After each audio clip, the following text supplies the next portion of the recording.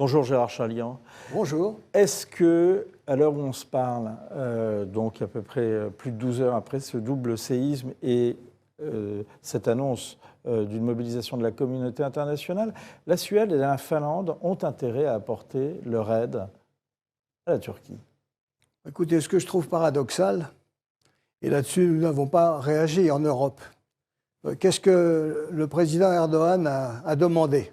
Il a demandé à la Suède et à la Finlande, et particulièrement à la Suède, où il y a entre 80 et 100 ex-opposants à la Turquie, de les lui remettre. Ce qui signifie en clair, tu me les rends, je les torture. Bon, nous n'avons pas protesté, nous n'avons rien dit, alors que nous sommes en principe les représentants de ce qu'on appelle les droits humains. Ce paradoxe est possible parce que notre position par rapport à la Turquie demeure ambiguë. Nous dépendons des 3 ou 4 millions de réfugiés qui se trouvent chez lui et qu'il peut à chaque moment nous menacer de les envoyer. Par ailleurs... A fortiori, dans la situation actuelle, si le nombre de réfugiés, si le nombre de victimes va augmenter dans ces régions-là. Absolument. Donc on est dans une situation extrêmement délicate et en fin de compte, nous sommes prisonniers d'une situation face à laquelle nous n'avons pas voulu choisir. Nous sommes à la fois les alliés de la Turquie et en même temps la Turquie nous utilise et nous tient. Elle reste, comment dirais-je, très liée avec la Russie tout en continuant à être au mieux avec les États-Unis. Position particulièrement ambiguë où, en fin de compte, M. Erdogan défend essentiellement une chose, son pouvoir, son pays, son projet. Alors, on va y revenir. Je reviens à ma question initiale.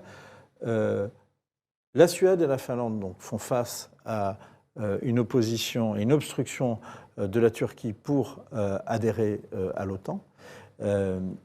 Est-ce que, dans les conditions qui sont créées par ce double séisme et cette épouvantable catastrophe humanitaire qui va en découler, la Suède et la Finlande ont, pardonnez-moi de parler en termes comme ça, mais ont une carte à jouer en apportant de l'aide à la Turquie et aux populations sinistrées?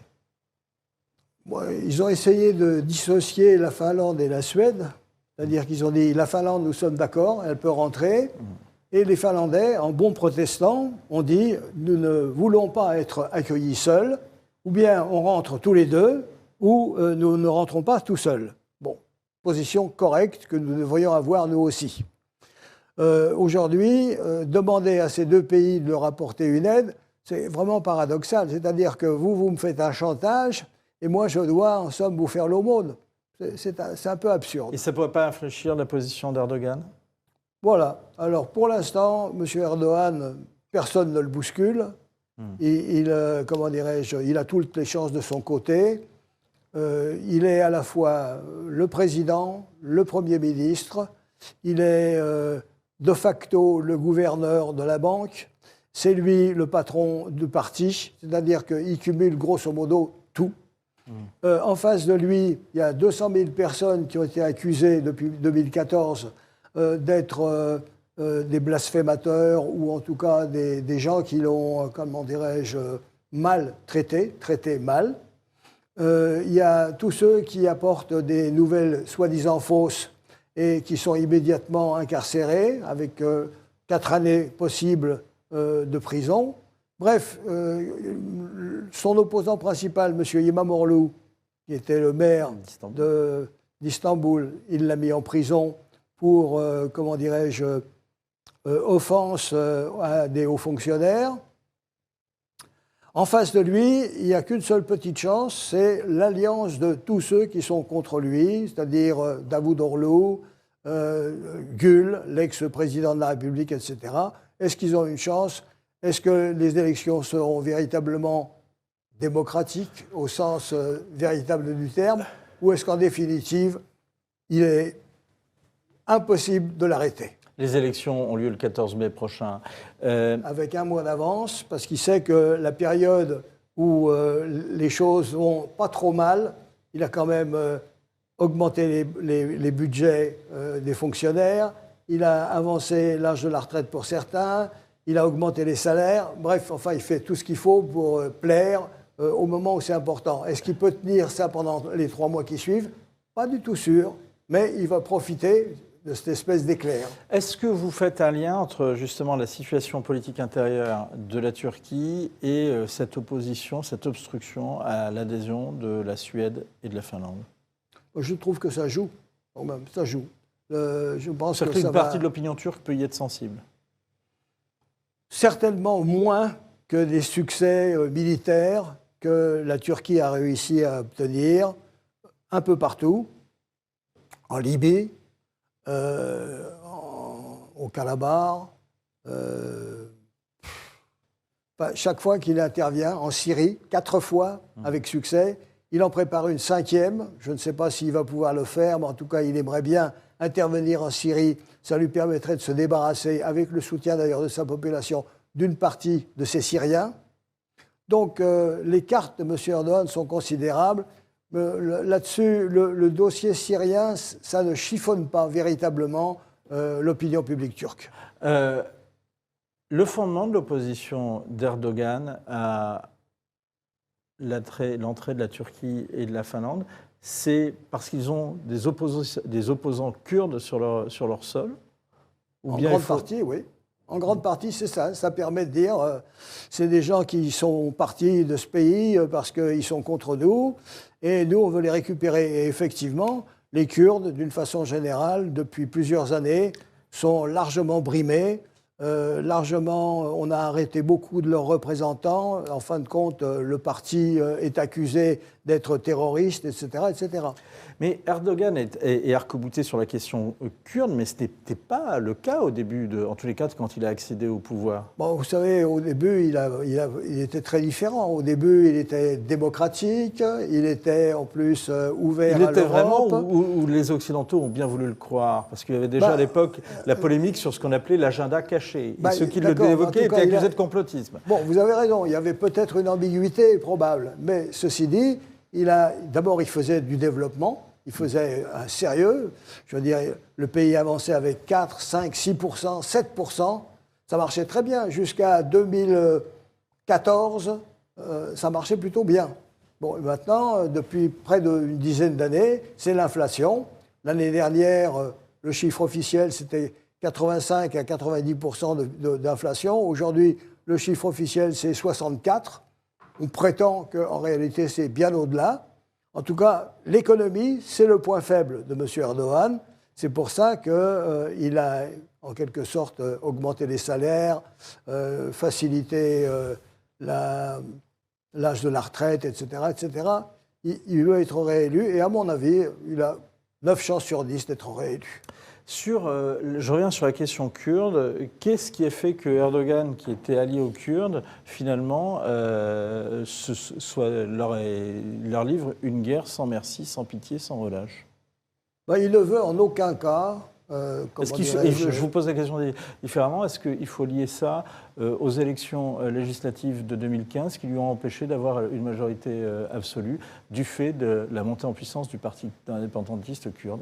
Bon, effectivement, du point de vue, comment dirais-je, des votes, les Kurdes, en majorité, ne votent pas pour lui. Bon, donc là-dessus, il n'est pas content. Deuxièmement, au démarrage, les Kurdes ont aussi commis une erreur. Au début de celui qui dirige les Kurdes et qui se trouve à l'heure actuelle en prison, il avait dit « je veux l'indépendance ». Bon, c'était absurde. Il fallait demander l'autonomie. Maintenant, il a changé d'avis, etc. Mais enfin, l'opposition est très nette. Il ne veut pas d'opposition organisée sur lesquelles ses adversaires puissent compter, d'où il est opposé aux Kurdes d'une façon générale. Il veut une adhésion complète et finalement, qu'est-ce qu'il reproche aux Kurdes? Il leur reproche de ne pas être turc. Et ça risque de durer assez longtemps. Est-ce qu'au fond, la Turquie veut bien que la Suède et la Finlande finissent par adhérer, ou bien ils joueront justement le pourrissement jusqu'à ce que ces deux pays renoncent?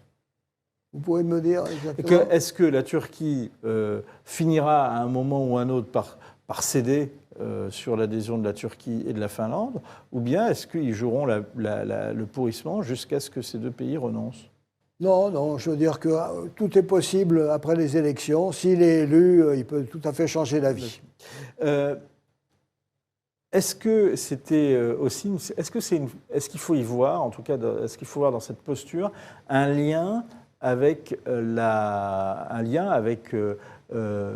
situation entre la guerre entre la Russie et l'Ukraine? Est-ce que finalement il souhaite complaire à la Russie en jouant l'usure et l'inertie?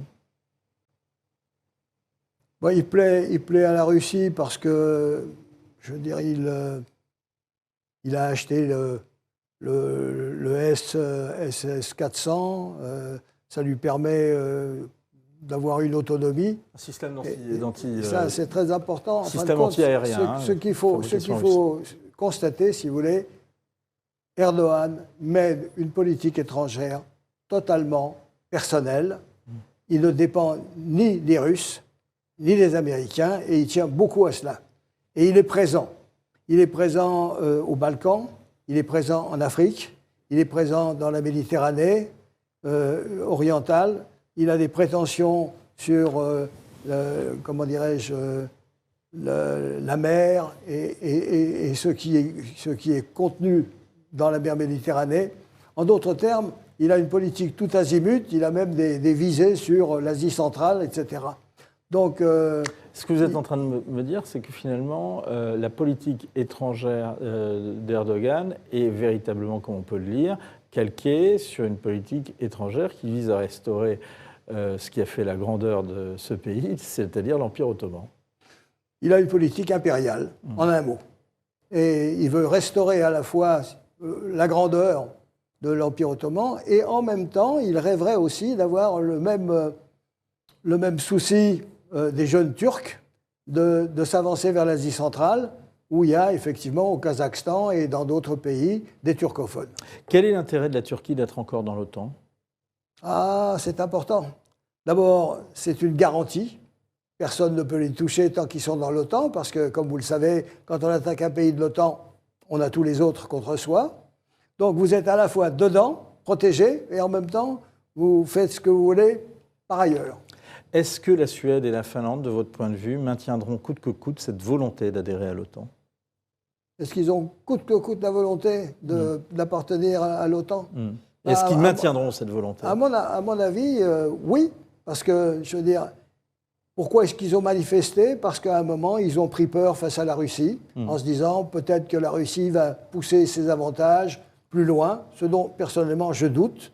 Je pense que la Russie, en dehors de l'Ukraine, ne vise pratiquement rien d'autre, peut-être la Moldavie, peut-être. Mais enfin, cette affaire ukrainienne, pour les Russes aujourd'hui, c'est repartir en n'ayant pas tout perdu. Parce que ne l'oublions pas, ils ne sont plus jamais les maîtres de l'Ukraine.